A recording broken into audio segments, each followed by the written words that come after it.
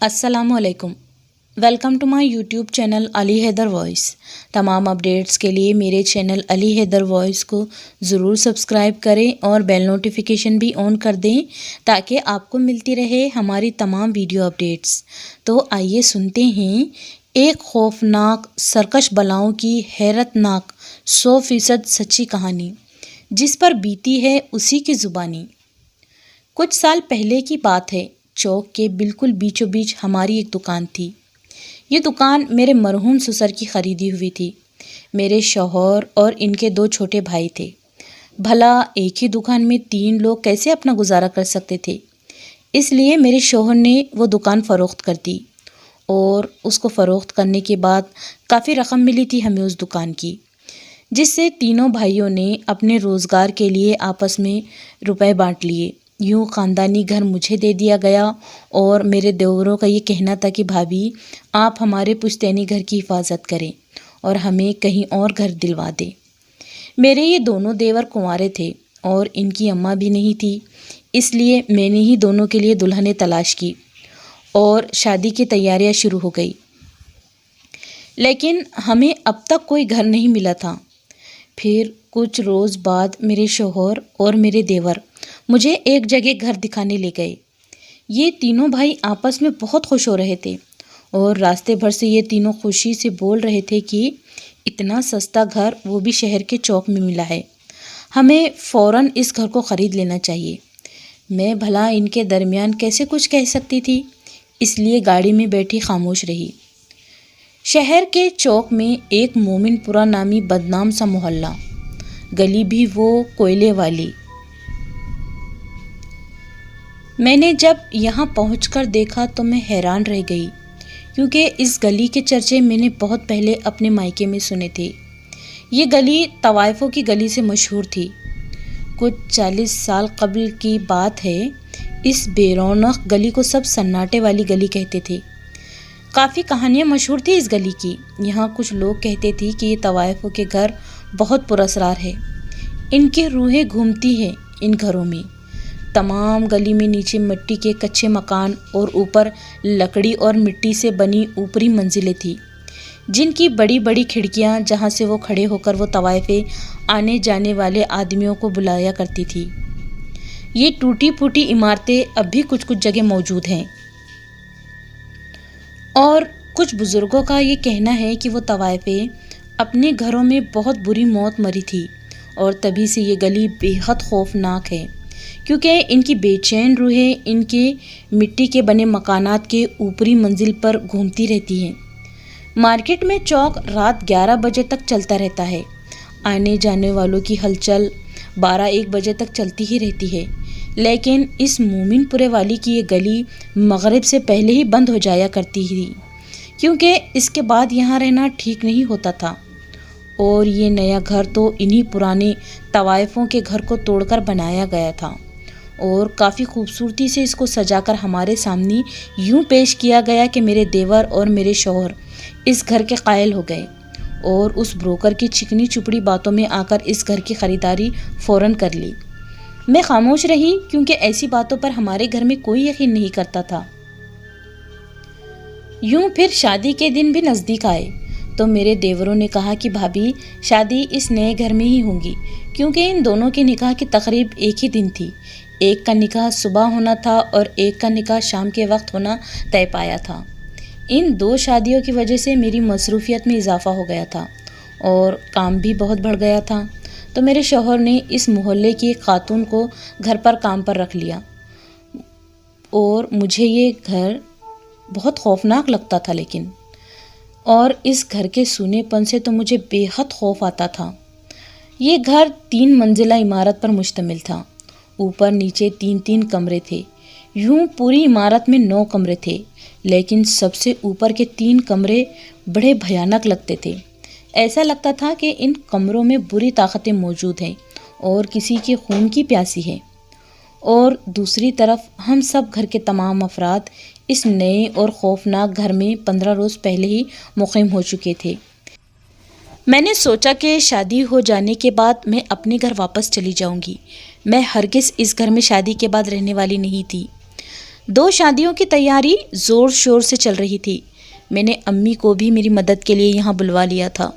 تینوں بھائی تو دن کے وقت گھر پر نہیں ہوتے تھے اور رات کو بھی وہ کاروبار کی مصروفیت کی وجہ سے وہ دیر رات گئے لوٹتے تھے اور گھر میں اور میرے بچے اور امی ہی رہتے تھے۔ کام والی ماسی شام کے وقت اس کے گھر چلی جاتی تھی۔ ایک روز تینوں بھائی شہر سے دور ایک گاؤں گئے ہوئے تھے۔ وہاں سے کچھ خریدنا تھا، جیسے پیاز، لہسن اور ولیمے کے لیے جانور ذبح کرنا تھا، اس لیے وہ رات کو دیر سے لوٹنے والے تھے۔ اور ادھر اس گھر میں اور امی اور میرے 2 بچے تھے۔ ہم چاروں اکیلے ہی تھے۔ میں نے اپنے دونوں بیٹوں کو کھانا کھلا کر سلا دیا تھا۔ پھر امی اور میں دونوں بھی ڈر کی وجہ سے سو نہ سکی تھی۔ ہم دونوں بیٹی ٹی وی دیکھ رہی تھی۔ رات 11 بجے کا وقت تھا۔ ٹی وی تو ہم نے محض اپنا خوف بھگانے کے لیے نام کو چلا رکھا تھا، جبکہ ہم دونوں ماں بیٹی ڈر کی وجہ سے ایک کونے میں صوفے پر دبکی بیٹھی ہوئی تھی۔ میں نے شام سے ہی اوپر والے کمروں کے دروازے اچھی طرح لاک کر لیے تھے اور ہم نیچے کے کمروں میں بیٹھی ہوئی تھی۔ ڈر کی وجہ سے ہم نے لائٹ بھی بند نہیں کیے تھے، بلکہ جتنے بھی بلب تھے ہم نے سب کے سب روشن کر دیے تھے۔ پھر ہم ماں اور بیٹی دوسرے موضوع پر بات کر رہی تھی کہ میں نے دیکھا پچھلے دروازے میں ایک سایہ جو گھنے لمبے بال ادھر ادھر گردن گھما کر بال لہرا رہا تھا۔ وہ ایک عورت کا سایہ تھا۔ میں جب امی کی طرف دیکھتی تو وہ سایہ اس کمرے میں ایسے ہی کمر کے بل جھک کر بال اور اپنا سر ادھر ادھر لہرا کر جھومتا نظر آتا، اور جب میری نظر اس کمرے کی طرف ہوتی تو وہاں کوئی بھی نظر نہیں آتا تھا۔ ایسا ہی کافی دیر تک ہوتا رہا۔ میں نے اٹھ کر پچھلے کمرے کا دروازہ بند کیا اور اس کمرے کا بھی دروازہ بند کیا جہاں ہم بیٹھی ہوئی تھی۔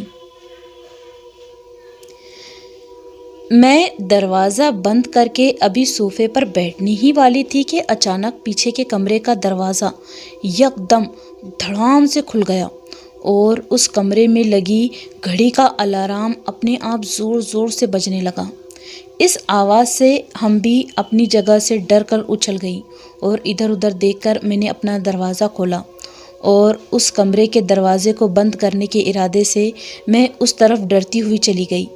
میں نے وہاں جا کر دیکھا اس گھڑی میں رات 12 بج رہے تھے اور 12 بجے کا الارم مسلسل بجے جا رہا تھا، لیکن اس وقت 11:30 ہی بجے تھے۔ میرے تو ہاتھ پیر ہی سن ہو گئے۔ پھر میں نے اس الارم کو بند کیا اور دروازہ بند کر کے اپنے کمرے کی طرف بڑھنے ہی والی تھی کہ اوپر والے باتھ روم کا نل کھل گیا اور پانی گرنے کی آواز پوری بلڈنگ میں گونجنے لگی۔ میرا تو اب ڈر سے برا حال ہونے لگا۔ شدید ڈر کی وجہ سے دل زور زور سے دھڑکنے لگا اور میرا وجود برف کی مانند ٹھنڈا پڑنے لگا۔ امی بھی میری طرف چلی آئی۔ اب وہ بھی میری طرح حیران اور پریشان تھی کہ اوپر والے کمرے کا نل خود بخود کیسے کھل گیا ہے۔ پھر میں بچوں کے پاس آ کر رکی اور امی نل بند کرنے کے لیے اوپر والی منزل پر آیت الکرسی کا ورد کرتے ہوئے اس کمرے میں گئی۔ انہوں نے اس نل کو بند کیا اور واپس جلدی سے میرے پاس آ گئی۔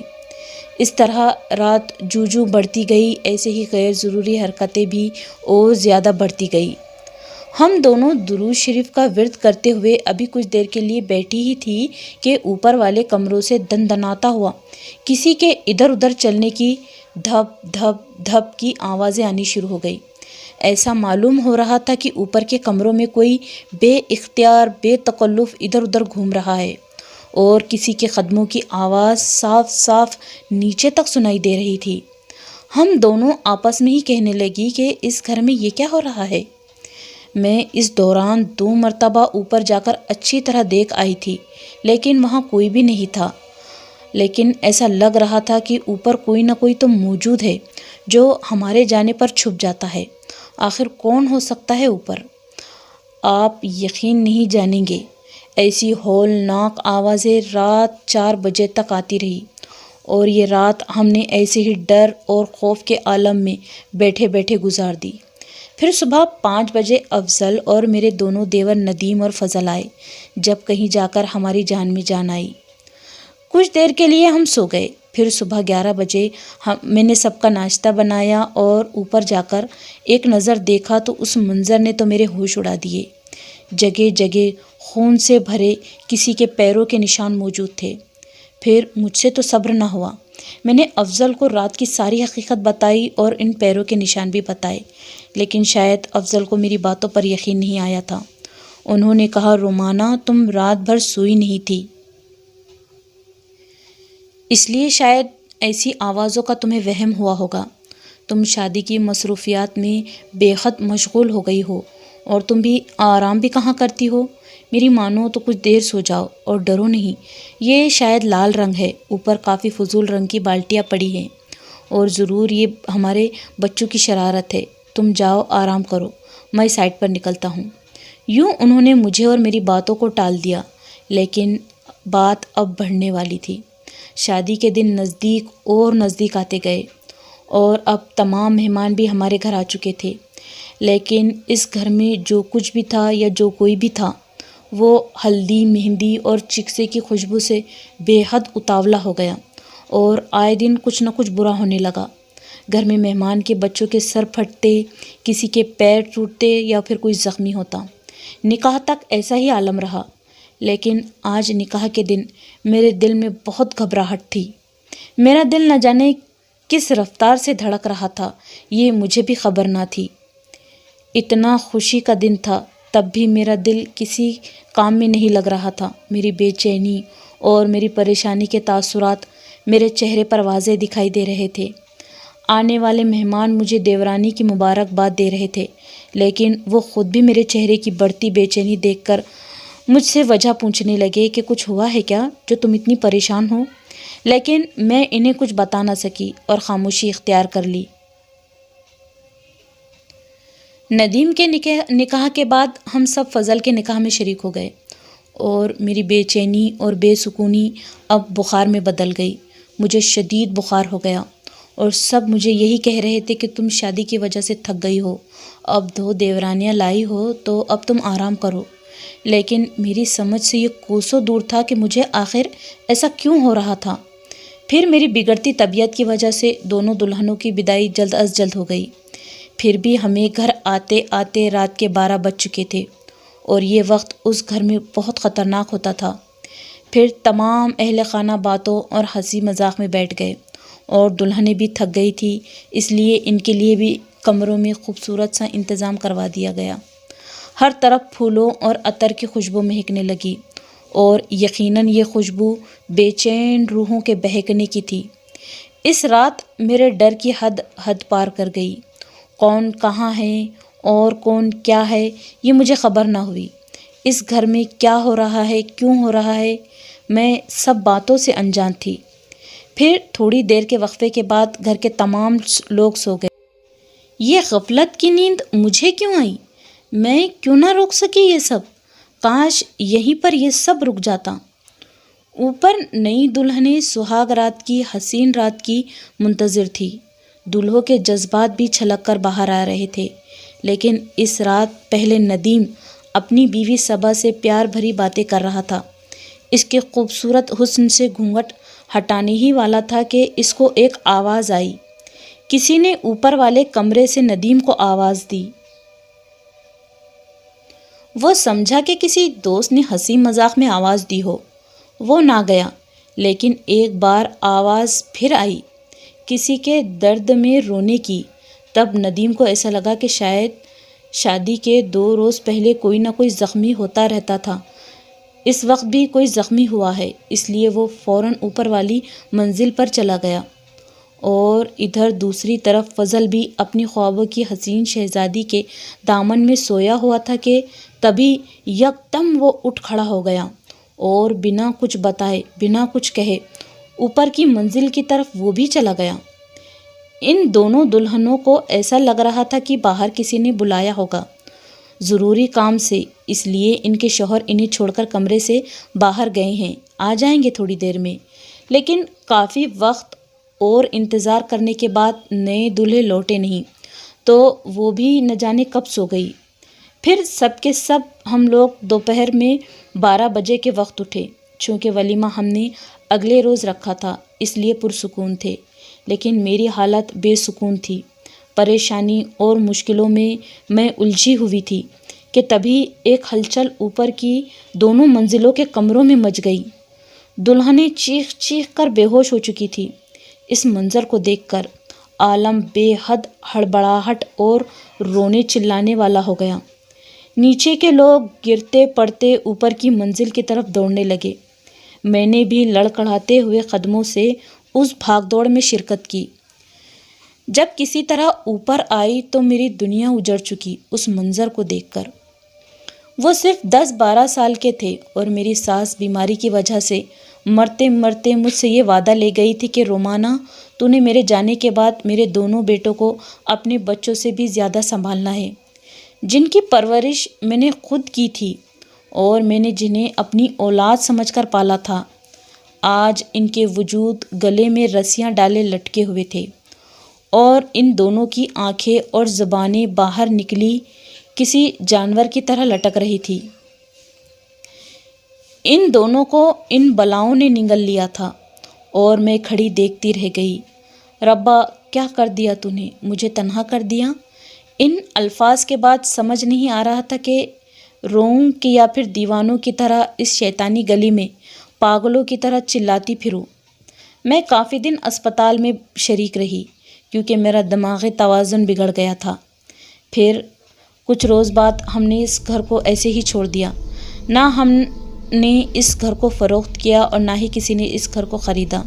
یہ گھر اب بھی خالی اور سنسان پڑا ہے کیونکہ اس گھر میں رہنے والی وہ بری بلائیں کسی کو زندہ نہیں چھوڑتی تھی۔ ندیم اور فضل سے پہلے وہاں 2 موتیں اور واقع ہوئی تھی۔